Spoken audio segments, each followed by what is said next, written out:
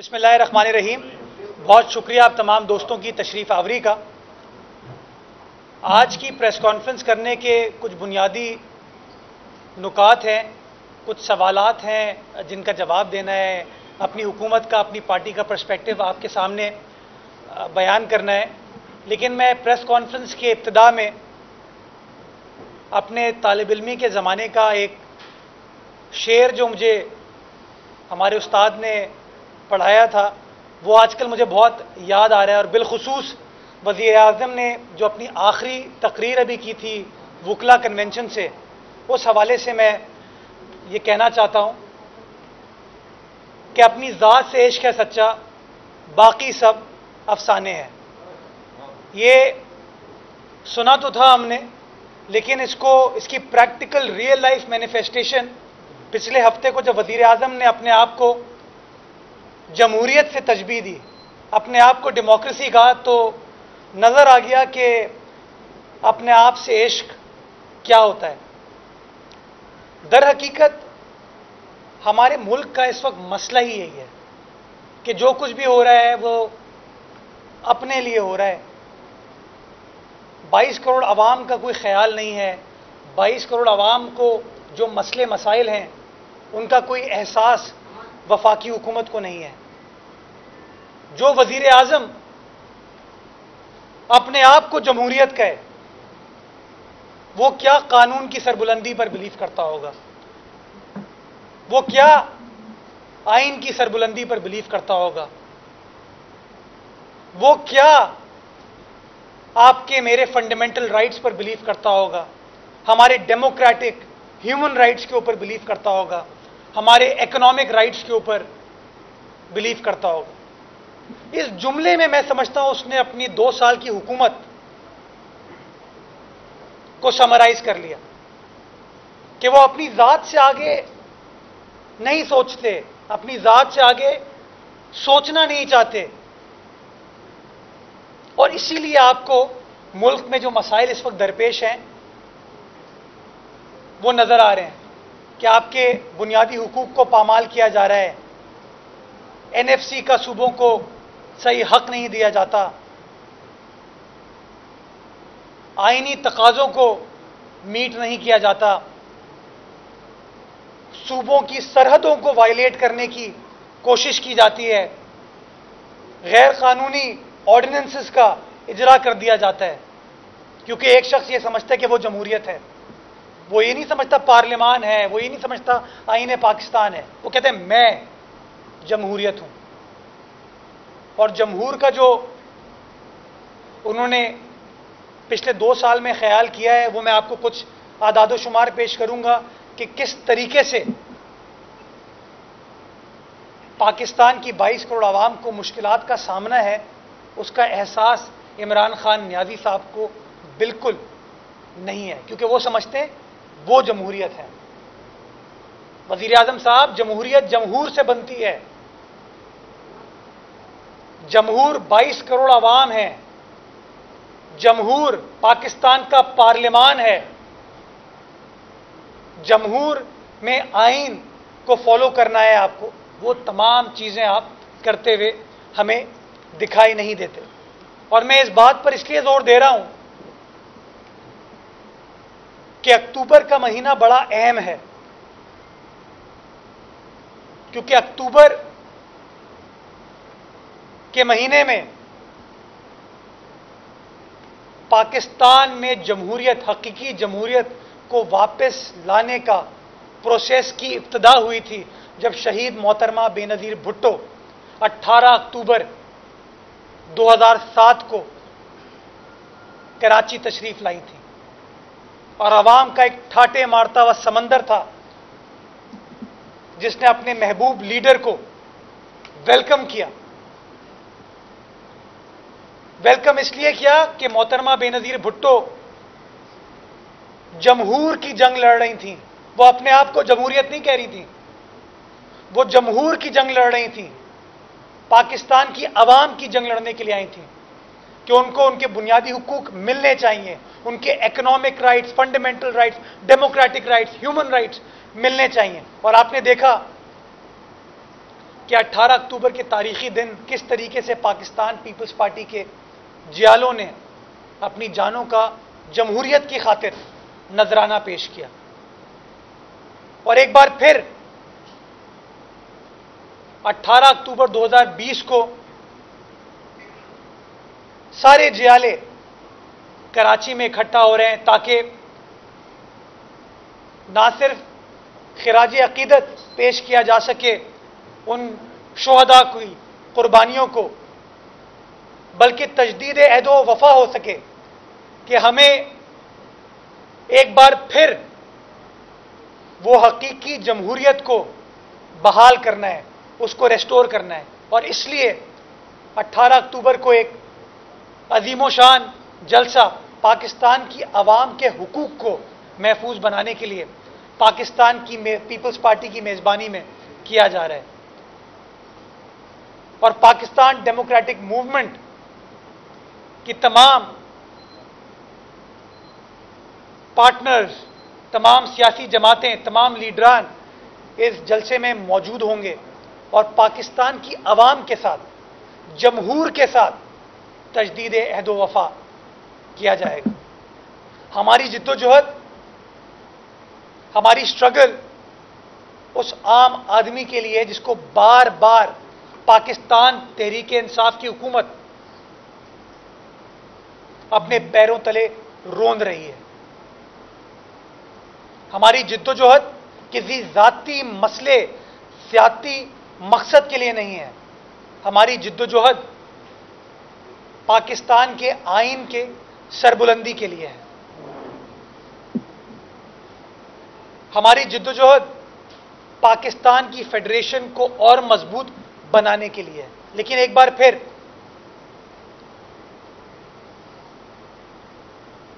वो अपने हरबे इस्तेमाल कर रहे हैं कि प्रेशराइज कर सकें ऑपोजिशन जमातों को। मैं एक बार फिर बावर कराना चाहूंगा कि पीपल्स पार्टी इन हथकंडों के प्रेशर में नहीं आएगी। सिंध हुकूमत अवाम के हुकूक की जंग बिलावल भुट्टो जरदारी साहब की सरबराही में, आसिफ अली जरदारी साहब की सरबराही में उसको जारी और सारी रखेगी। अब वो जंग है क्या? वो जंग है कि एक तरफ तमाम आईनी तकाज़ों को मौजूदा हुकूमत रोंद रही है, अवामी मसाइल से दूर है, अवामी मसाइल हल करने में कोई दिलचस्पी नहीं रखती। और फिर वजीर आजम जो कि अपने आप को जमहूरियत कहते हैं, वो ट्वीट करते हैं कि पाकिस्तान के रेमिटेंसेस में इजाफा हुआ है। मतलब पाकिस्तान की 22 करोड़ आवाम के मसाइल जो हैं वो इस तरह हल कर रहे हैं। गरीब आदमी महंगाई की चक्की में पिसा हुआ है, गरीब आदमी को बिजली नहीं मिल रही, गैस नहीं मिल रहा, लेकिन वजीर आजम कहते हैं कि मैं जमहूरियत हूं और रेमिटेंसेस में इजाफा हुआ है। वजीर आजम साहब को इस बात का एहसास नहीं कि कल जब वो ट्वीट कर रहे थे ये, तो कल ही उनकी वफाकी हुकूमत ने कराची शहर के लिए बिजली के निर्खों में 2 रुपए 87 पैसे पर यूनिट का इजाफा किया है। क्या ये जमहूरियत है? और कराची वो शहर है जिसने वजीर आजम को इलेक्ट किया, सदर मुमलिकत को इलेक्ट किया, 14 कौमी असम्बली के मेंबरान बने, 4 MQM के हैं, 18 मेंबरान कौमी असम्बली के कराची शहर से सब मौजूदा हुकूमत के हैं। मौजूदा हुकूमत अपने आप को जमहूरियत भी कहती है, लेकिन जमहूर का कोई एहसास, कोई ख्याल नहीं है, क्योंकि अपनी ज़ात से आगे ना उन्होंने सोचा है, ना वो सोचने में दिलचस्पी रखते हैं। मैं आपके सामने कुछ नंबर्स पेश करना चाहूंगा जो कि मैंने माजी में भी पेश किए हैं, ताकि मैं इस हुकूमत को, इस नालायक हुकूमत को एहसास दिला सकूं कि क्या तकालीफ, क्या परेशानियां दरपेश पाकिस्तान के आदमी को हैं, एक आम आदमी को है। उसका गर्ज रेमिटेंस से नहीं है, उसका गर्ज अपने चूल्हे से है, अपनी आमदनी से है, अपने बुनियादी मसाइल के हल से है, उसका गर्ज बिजली से है, तेल से है, गैस से है, उसमें आपको कोई बेहतरी नजर नहीं आती। मैं आपके सामने गुजारिश करना चाहूंगा, सबसे पहले चीनी। जब जब वजीर आजम नोटिस लेते हैं तो आवाम की चीखें निकल जाती हैं, और चीनी का स्कैंडल उसकी एक बेहतरीन मिसाल है। जब हुकूमत आई थी तो गालिबन 55 रुपए किलो चीनी थी। जब वजीर आजम इमरान खान न्याजी साहब ने नोटिस लिया तो 80 रुपए किलो चीनी थी, और नोटिस लेने के बाद सेंचुरी चीनी कर चुकी है। 100 रुपए किलो पे चीनी नायाब एतबार से दस्तयाब है, वैसे आमतौर पर तो मिलती नहीं है। यह है इनकी गुड गवर्नेंस, यह है इनकी मदीने की रियासत। अद्वियात आपके सामने है कि एक आम आदमी को, मैंने मिसाल पहले भी दी कि जिस शख्स का अद्वियात का खर्चा महीने का 3,000 रुपए था तो वो डबल हो चुका है इस वक्त। उसकी तनख्वाह में इजाफा नहीं हुआ, उसकी आमदनी में इजाफा नहीं हुआ, लेकिन अखराजात में इजाफा हो गया है। गंदुम के हवाले से, आटे के हवाले से बात कर लें तो आपके सामने है कि आटा इस वक्त नापैद हो चुका है, मार्केट में अवेलेबल नहीं है। क्यों? क्योंकि हुक्मरां माफियाज चला रही हैं, वफाकी हुकूमत माफिया चला रही है। उनको कोई एहसास नहीं है कि गरीब आदमी किन मुश्किलात से, किन तकालीफ से दो चार है। और अब यही कहा जा रहा है, जो आटे का कारोबार करते हैं लोग, वो ये बताते हैं, आप मीडिया के दो शेयर करते हैं कि लग ये रहा है बज़ाहिर कि आटा भी सेंचुरी पूरी करेगा। ये है वो, जिनको मिल रहा है चले, वो तो कुछ और कहते हैं, उस पर भी इल्ज़ाम तराशी करते हैं। इस वक्त अंडे 160 रुपए दर्जन है, 170 हो गए चले। अभी देखिए, तो लग रहा है बोली लग रही है। आलू 80 रुपए किलो, प्याज 80 रुपए किलो, खीरा 120 रुपए किलो, दही, टमाटर 190 रुपए किलो। मेरे घर में जो काम करता है वो सरापा एहतजाज था। तो आप सब जो सवालात कर रहे हैं वो वही सवाल हैं जो मैं रखता हूं। लेकिन वजीर आजम को इन चीजों का कोई एहसास नहीं है। वजीर आजम कहते हैं मैं जमहूरियत हूं। वजीर आजम कहते हैं रेमिटेंसेस में इजाफा हो गया। तो मैं आपके सामने कुछ मोटे मोटे नुकात पेश करना चाहता हूं कि जुलाई 2018 में क्या रेट थे और इस वक्त मदीने की रियासत में इमरान खान न्याजी साहब की बदौलत क्या रेट्स हैं। वीट का अगस्त 2018 में 332 रुपए 10 किलो की बोरी थी, जो इस वक्त 565 रुपए की हो चुकी है। आटा 778 रुपए का 20 किलो का था, इस वक्त 1045 रुपए का हो चुका है। चीनी 55 रुपए किलो थी, तकरीबन 100-105 रुपए के दरमियान है। मुर्गी 114 रुपए किलो थी, इस वक्त 172 रुपए किलो है। अंडे के रेट आप बता चुके हैं कि जब हुकूमत आई थी तब 93 रुपए थे। अब आपके सामने है, खाने का जो तेल हम पकाने के लिए इस्तेमाल करते हैं उसके अगस्त 2018 में निर्ख 941 रुपए का पैकेट था, जो इस वक्त 1264 रुपए का हो चुका है।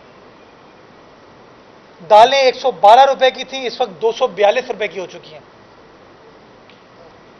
आलू 29 रुपए का था, इस वक्त 80 रुपए किलो है।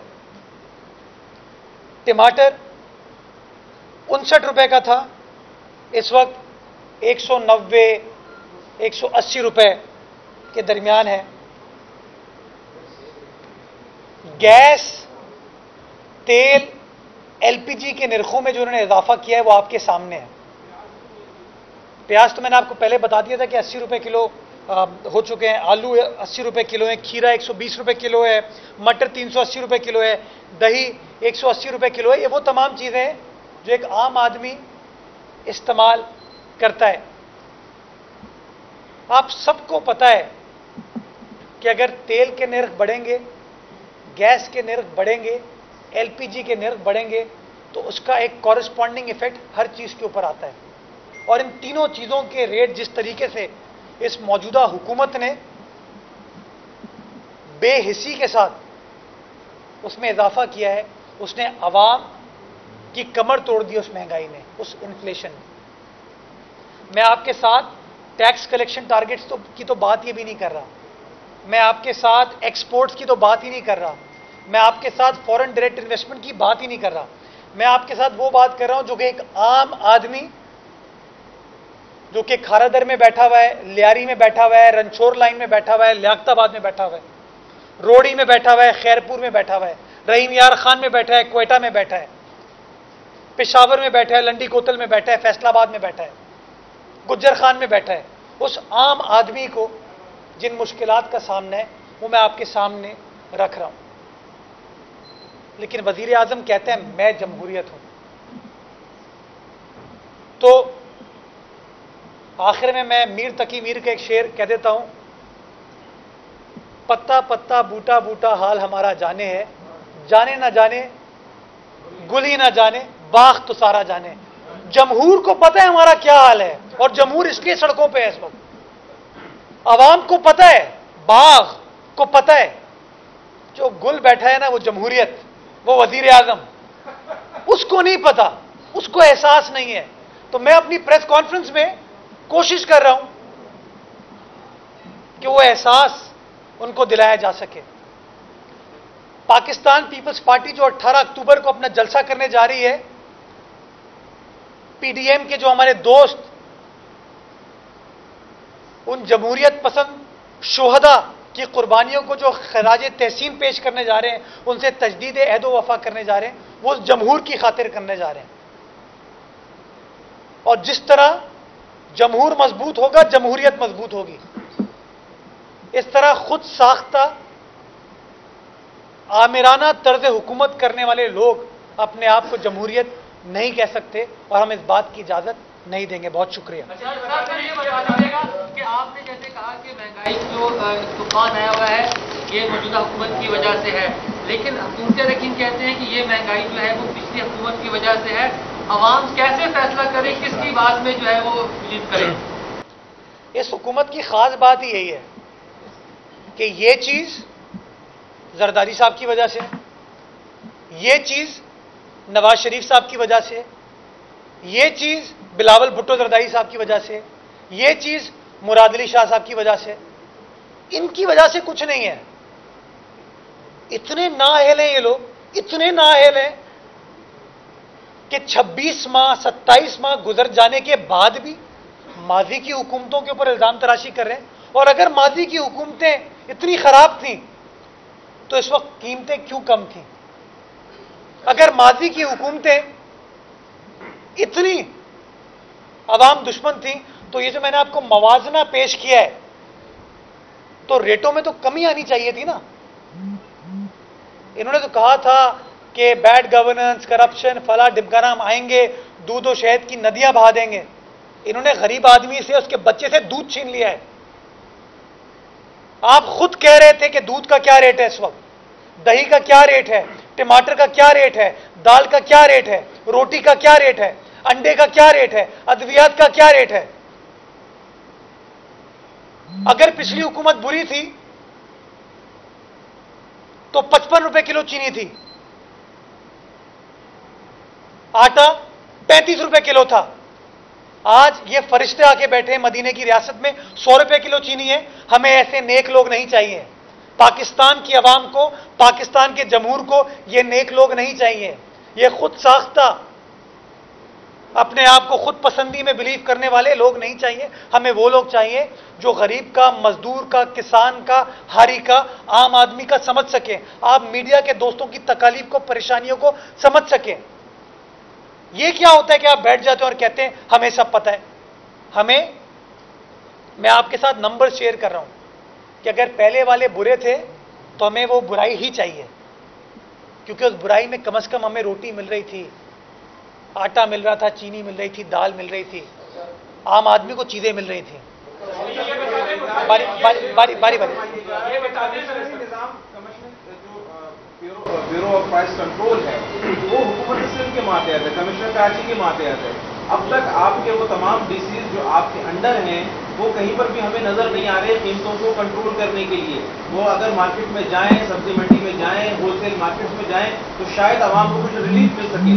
वो रिलीफ आप जो आपके हाथ में है वो आप नहीं दे रहे। ठीक है, वफाकी हुकूमत की नाअहली है अपनी जगह, आपकी जो सिंध हुकूमत है उसकी अहलियत क्या है? देखिए, इंसान अपनी टांगों पे खड़ा होता है ना, तो जो एंड प्रोडक्ट आपको मार्केट में मिल रही है वो बिजली इस्तेमाल करती है, वो तेल इस्तेमाल करती है, वो फर्टिलाइजर इस्तेमाल करती है। वो जो रॉ मटेरियल है वो कौन रेगुलेट कर रहा है? उसके निर्खों में किसने इजाफा किया है?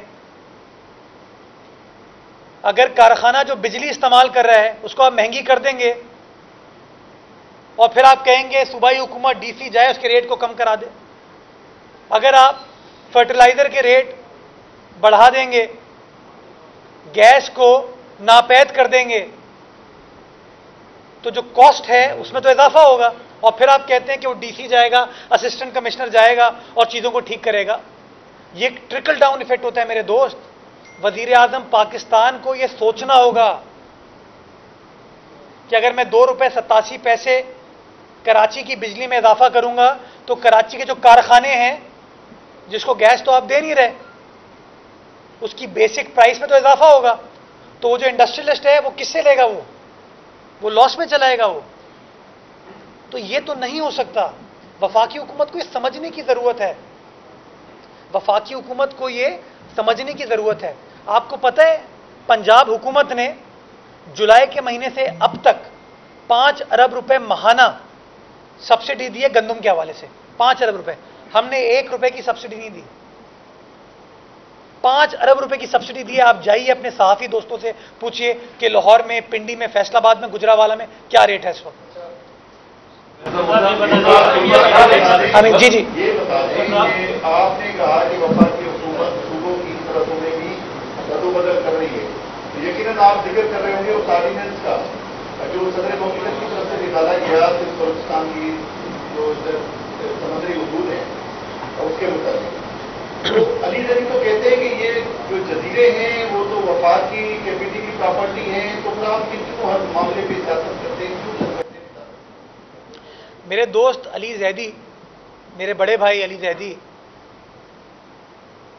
लाइल्मी का शिकार हैं। एक तरफ वो ये कहते हैं कि जजीरे वफाकी हुकूमत के हैं, फिर कहते हैं सिंध हुकूमत से एनओसी ली हमने। तो अगर जजीरे उनके थे तो उनको क्या जरूरत थी सिंध हुकूमत को लिखने की? पहला सवाल। तजाद देखे ना, यह हुकूमत मुतजाद बयानिए का मजमुआ है। एक तरफ कहते हैं हमारी मिल्कियत है, दूसरी तरफ सिंध हुकूमत को रुजू भी करते हैं। फिर मैंने अली जैदी साहब को सुना कि गवर्नर साहब के साथ बैठ के उन्होंने कहा कि ये पोर्ट कासिम की कंट्रोल्ड एरिया में आते हैं। मैं अली जैदी साहब को बताना चाहूंगा कि किसी अच्छे वकील से रुजू कर लें, वो उनको बताएगा कि कंट्रोल्ड एरिया से मिल्कियत ट्रांसफर नहीं होती। कंट्रोल्ड एरिया जुरिस्डिक्शन बताता है। मिसाल के तौर पे कोरंगी इंडस्ट्रियल थाना है, उसकी हुदूद तय हुई हुई है। तो हुदूद की वजह से क्या कोरंगी का थाना कोरंगी की जमीन का मालिक हो जाएगा? बिन कासिम का थाना है, उसकी हुदूद बनी हुई है, तो क्या थाने की हुदूद मिल्कियत उस थानेदार को दे देंगी? हम सदर में बैठे हुए, सिंध असेंबली में बैठे हुए, आर्टिलरी मैदान थाना है, उसकी हुदूद है, तो क्या सिंध असेंबली उनकी मिल्कियत हो जाएगी? ये जो कंट्रोल्ड एरिया है ये आपके हुदूद और क़यूद तय करता है।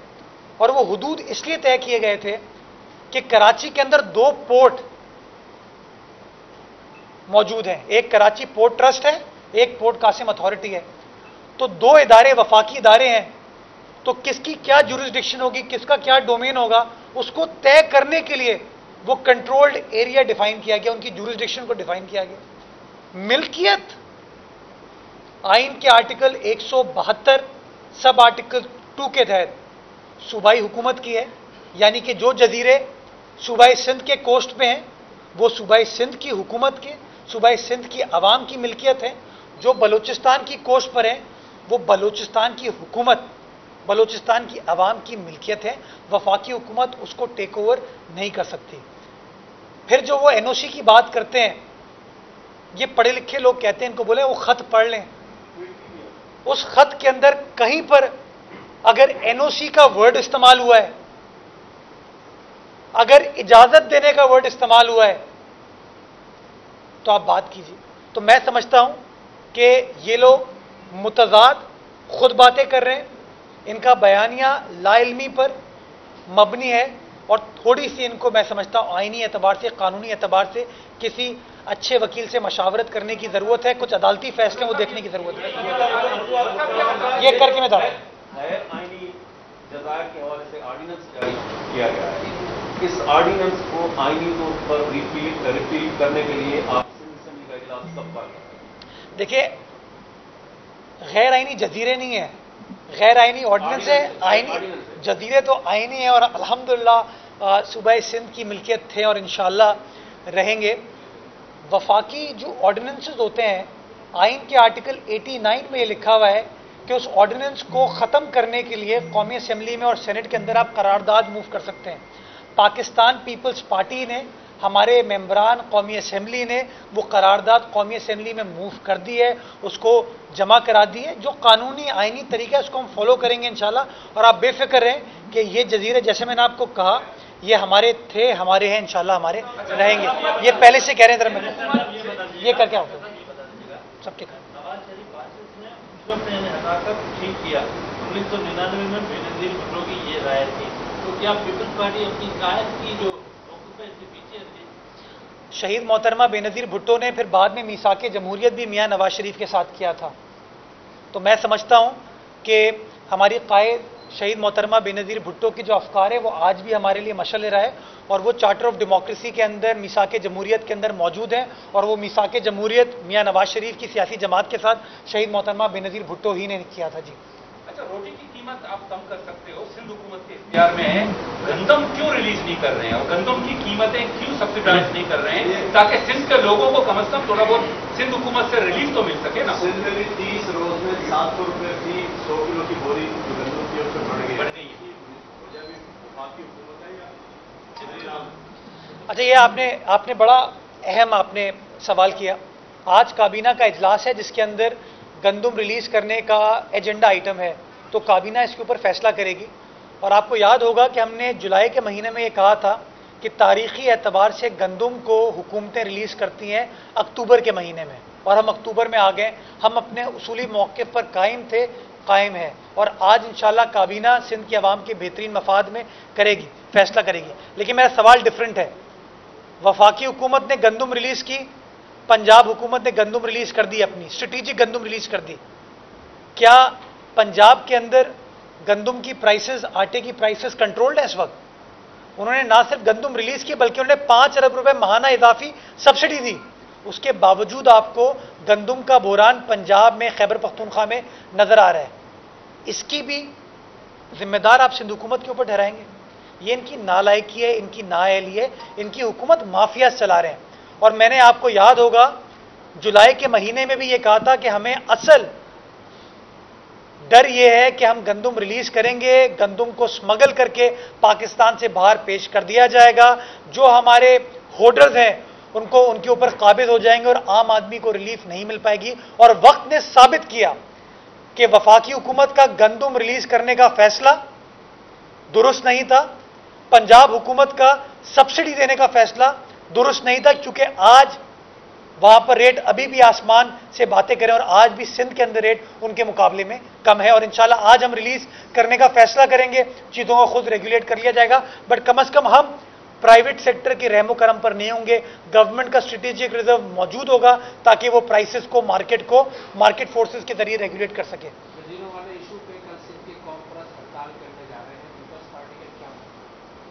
हमारा मौक़िफ़ आईनी मौक़िफ़ है, हम उनके मौक़िफ़ की तायीद करते हैं कि जजीरे सिंध के थे, सिंध के हैं, इंशाल्लाह सिंध के रहेंगे। हमने, मेरे पार्टी के चेयरमैन बिलावल भुट्टो जरदारी साहब ने भी ये बात की है, सिंध हुकूमत के चीफ मिनिस्टर ने भी बात की है, सिंध की काबीना ने भी यही बात की है। तो इसके ऊपर तो कोई दूसरी राय नहीं है और हमारी सियासी जमात के जो अरकान कौमी असम्बली में पार्लियामान में मौजूद है, उन्होंने जो आइनी तरीक़ेकार है उसको इस्तेमाल करते हुए रेजोल्यूशन पार्लियामान में जमा करा दी है। वही मसला है, टारगेट किलिंग पे वाक़यात बढ़ गए, स्ट्रीट क्राइम पे वाक़यात बढ़ गए, क्या इसकी जो नाकामी है अनुमान की, ये भी इसके पीछे भी क्या वफाक है? ये आपका सवाल दुरुस्त है, ये भी हकायक पर मबनी सवाल है कि पिछले दिनों बड़ा अनफॉर्चुनेट वाक़या हुआ, उसकी तफ्तीश का मरहला स्टार्ट हो चुका है, तफ्तीश की जा रही है और जिन लोगों ने यह अंधोनाक काम किया है, शर्मनाक काम किया, उनके खिलाफ इंशाअल्लाह कानून के मुताबिक कार्रवाई की जाएगी। बट लॉ एंड ऑर्डर एक जेन्युइन पाकिस्तान भर का मसला है, मैं इसके ऊपर कोई पॉइंट स्कोरिंग नहीं करना चाहूँगा।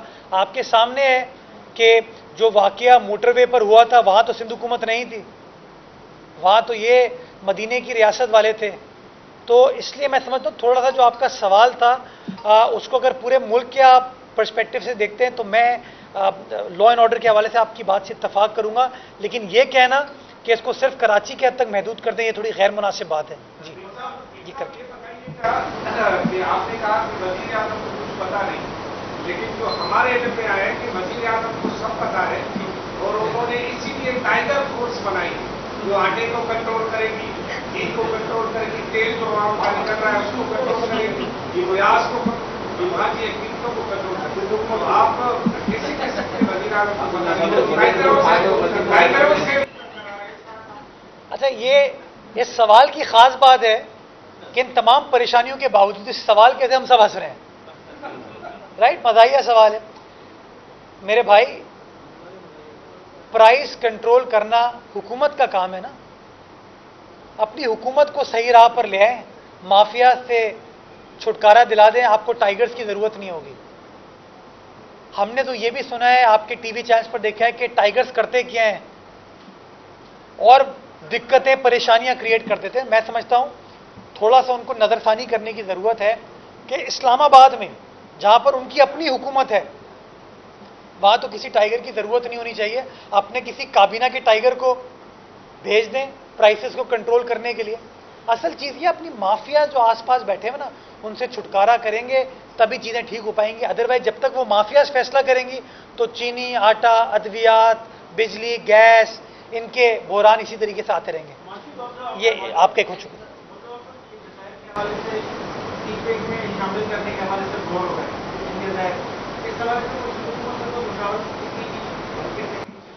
जो शख्स अपने आप को जमहूरियत कहता है वो कैसे मशावरत करेगा किसी के साथ?